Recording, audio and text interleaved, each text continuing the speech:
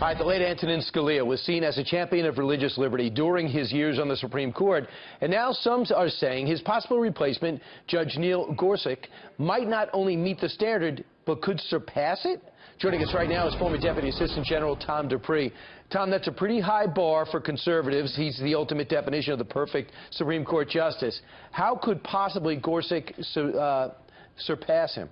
Well, look, Brian, I agree with you. It is very difficult for me to envision anyone surpassing Justice Scalia, who is terrific and will always be legendary. That said, Judge Gorsuch is pretty terrific, too. One thing we've seen in his opinions as an appeals court judge is that he's not afraid to question settled law. He will faithfully apply it if it's something coming from the Supreme Court, but at the same time, he's shown a willingness to question, to go back to first principles, and to say, does this legal rule that we've been following for the last 30 years really make sense? Right, and of course, the Supreme Court, the Chief Justice, will have to say, "Hey, you know, I can see where you're coming from with this." Here's an example of what Gorsuch says on religious freedom. He says the act on the Religious Freedom Act, the act doesn't just apply to protect popular religious beliefs. It does perhaps its most important work in protecting unpopular religious beliefs, vindicating this nation's long-held aspiration to serve as a refuge for religious tolerance. What do you read into that?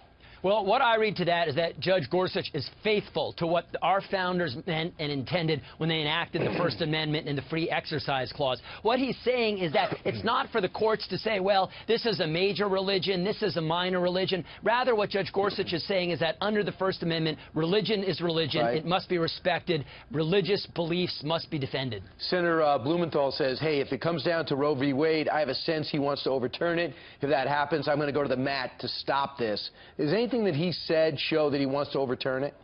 I don't think he said anything one way or the other about Roe v. Wade. I think that he has shown, number one, he is faithful to the original intent of our founders and the plain text of the Constitution. Number two, he's shown that he's not afraid to question what others might consider settled law. So we'll see. I don't think we're going to get straight questions, straight answers on that particular issue today in the confirmation hearing, but it's certainly something that's going to be on a lot of senators' minds. All right, 4 days. At the end of these 4 days, what do you expect? The Republicans to need the nuclear option or not? I don't think so, because here's what I think is going to happen, Brian. I think when people see Judge Gorsuch, even those who might be ideologically opposed to him, they're going to say, look, we may not agree with everything, but there's no question this is a smart, qualified judge. And I think they're going to vote to confirm. Nancy Pelosi says, but if you like clean air, you won't vote for him, or if you breathe. So we'll see. Too bad she doesn't have a vote. Thanks so much. I appreciate it. Tom Dupree, great to see you this morning. Thank you, Brian.